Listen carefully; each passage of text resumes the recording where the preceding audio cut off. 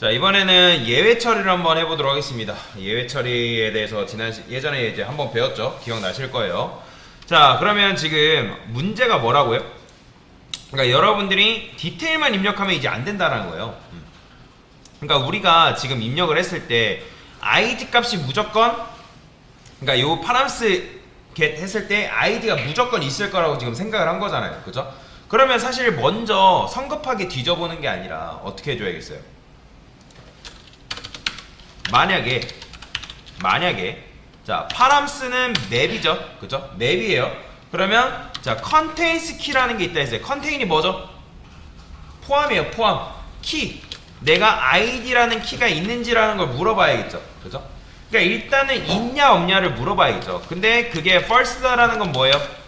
id가 있다라는 거예요, 없다라는 거예요? 그러니까 여러분들 입력했을 때 id 입력한 거예요, 안 한 거예요? 입력을 안 한 거잖아요. 그죠? 그러면 id를 입력해주세요 라고 써줘야겠죠. 그죠? 이런 경우는 continue 이렇게. 자, 이렇게 하면 여러분들이 뭘 방어를 할 수 있다? 자, 실행해볼게요. 그러면 여기다가 user article detail 이렇게 입력하면 보이죠? id를 입력해주세요. 이런 걸 방어를 할 수가 있습니다. 자, 근데 여기서도 이제 방어가 됐지만 또 방어가 안 되는 게 뭐냐면 여러분들 id를 입력했어요. 근데 내가 만약에 이거를 숫자 1이 아니라 한글 1로 입력하면 이거 될까요, 안 될까요? 당연히 안 되겠죠. 이러면 넘버폼이 뜨는 거예요. 그러면 여러분 생각해보세요. 이런 식으로 입력하거나 아니면 또는 여러분들이 이렇게 입력했어요. 뭐 id는 뭐 1.1. 그러니까 고객이 내 서비스를 이용하는데 이런 식으로 장난칠 수 있을까요, 없을까요? 있어요. 장난칠 수 없을 거라 여러분 생각하지만 실제로 있단 말이에요. 해커가 이런 식으로 접근하는 경우도 있어요. 이렇게 해가지고 이 URL에다가 데이터베이스 정보를 담아가지고 보내는 경우도 있습니다. 실제로 해킹 방법 중에는. 근데 이렇게 접근을 할 수는 있겠죠. 일반 사람은 거의 못하겠지만 어쨌든 URL을 조금이라도 아는 사람은 아, 이거 허술하네 해가지고 이런 식으로 입력할 수 있다 없다? 있다라는 거죠.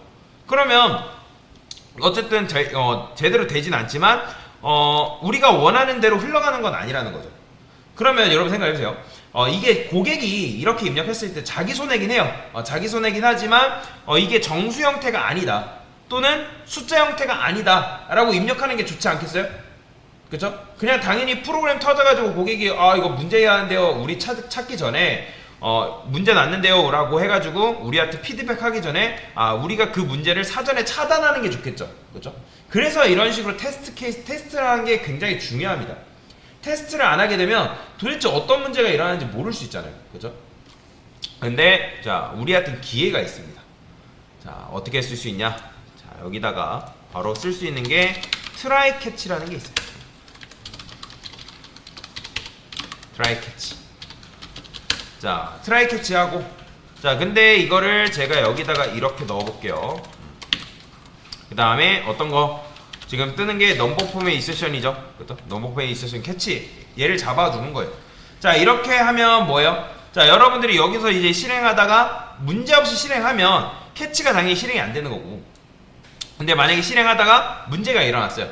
그렇죠? 그러면 원래는 트라이 캐치 없으면 이런 식으로 프로그램이 바로 뻗었다라는 건데, 근데 프로그램이 바로 뻗었다면 이제는 이렇게 하게 되면 여기다가 넘버폼의 인서션 해가지고 요 캐치 메시지를 띄워주면 되겠죠.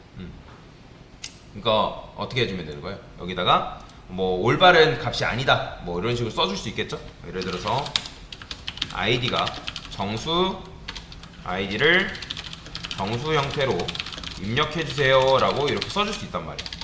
그 다음에 마찬가지로 continue해서 올려보내고. 그렇죠? 근데 당연히 이렇게 실행하면 오류납니다. 왜 오류나죠? 자, id 빨간색 뜬 거 보이잖아요? 왜 그럴까요? 자, try catch는 어떻게 되냐면 id가 언제 만들어지냐면 try를 걸칠 때 얘가 만들어진단 말이에요. 그렇기 때문에 이때는 id가 있는 거예요, 없는 거예요? 없기 때문에 얘를 어떻게 해줘라? 밖으로 빼줘야겠죠. 전역적으로 넣어야겠죠. 이런 식으로 이렇게 해줘요. 자, 그래서 try를 쓰실 때는 변수는 밖에다 만들어주는 게 좋아요. 이런 식으로 전역적으로. 자, 실행해볼게요. 자, 그러면 실행이 됩니다. 자, 그 다음에 유저 아티클 디테일 해볼게요. 자, 그러면 아까는 이렇게 입력하면 이제 어떻게 되는 거예요? id 값 입력해달라고 나오는 거고, 그 다음에 id는 뭐 예를 들어서 장난쳐 볼게요. 1번이라고. 그럼 뭐라 하는 거예요? id를 정수 형태로 입력해달라. 이렇게 되는 거죠. 그러니까 이런 식으로 메시지를 보여주는 게 좀 더 우아하겠죠, 프로그램이. 왜냐면 프로그램 바로 뻗어버리면 고객 입장에서 이거 프로그램 대충 만들었네? 라고 생각할 거 아니에요. 그죠? 그러니까 이런 식으로. 또는 여러분들이 id는 뭐 대충 뭐 이렇게 입력한다 해볼까요? 이렇게. 그러면 id 정수 형태로 입력해달라. 그래서 트라이 캐치가 바로 뭐다? 원래 바로 뻗을 운명이었는데, 바로 뻗을 운명이었지만 그 운명을 거스를 수가 있죠. 그러니까 트라이 하게 되면 당연히 위험해 보이는 코드를 트라이로 감싸게 되면 우리에게 2번의 기회가 주어진다 라고 보시면 됩니다. 그래서 이제 얘도 잘 활용을 할 필요가 있다.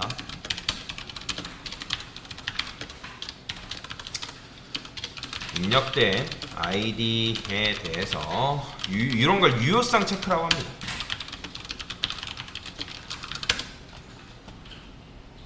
됐습니다.